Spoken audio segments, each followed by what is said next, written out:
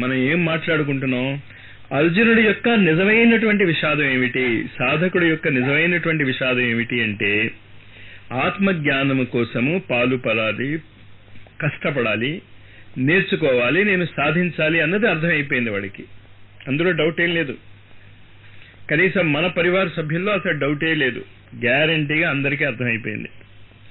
కానీ శరీరం సహకరించటం లేదే, మనసు సహకరించటం లేదే, కోరికలు సహకరించటం లేదే.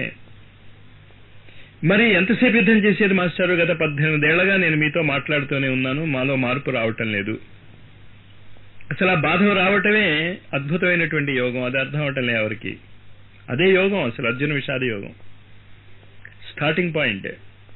ఆ టాపిక్ వెళ్తాను. మీకు ఆవేదన రావాలి ముందు. అసలు చేద్దాం అనుకుంటున్నాను, చేయలేకపోతున్నాను, చేద్దాం అనుకుంటున్నాను, చేయలేకపోతున్నాను, ఆవేదన రానంత వరకు.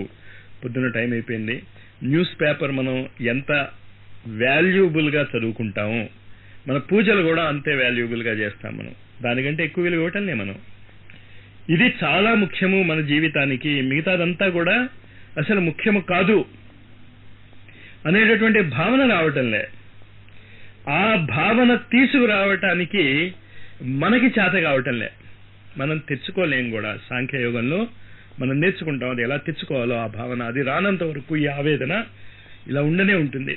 ఈ ఆవేదన సాధకుడు తనంతట తను దాటివేయలేడు, అసంభవం. అది సాధకుడి చేతిలో లేదది. కానీ ఆవేదన అంటూ అతను ఉంచుకోగలిగితే ఖచ్చితంగా ఆ కాలం వచ్చినప్పుడు, ఆ టైం వచ్చినప్పుడు దాటించేస్తాడు. మరి టైం వచ్చినప్పుడు భగవంతుడే దాటించేస్తాడు కదా, నేను ఎందుకు ప్రయత్నించాలి? ఎందుకు ప్రయత్నించాలి అంటే టైం వచ్చినప్పుడు నువ్వు కనుక కళ్ళు మూసి కూర్చుంటే మళ్ళీ ఆ కాలము కొన్ని వేల సంవత్సరాల వరకు రాదు. సహస్రయుగ పర్యంతం భగవద్గీతలోనే చెప్తాడు. అది 1000 సంవత్సరాల తర్వాత ఒక్కొక్కసారి వస్తుంది అని.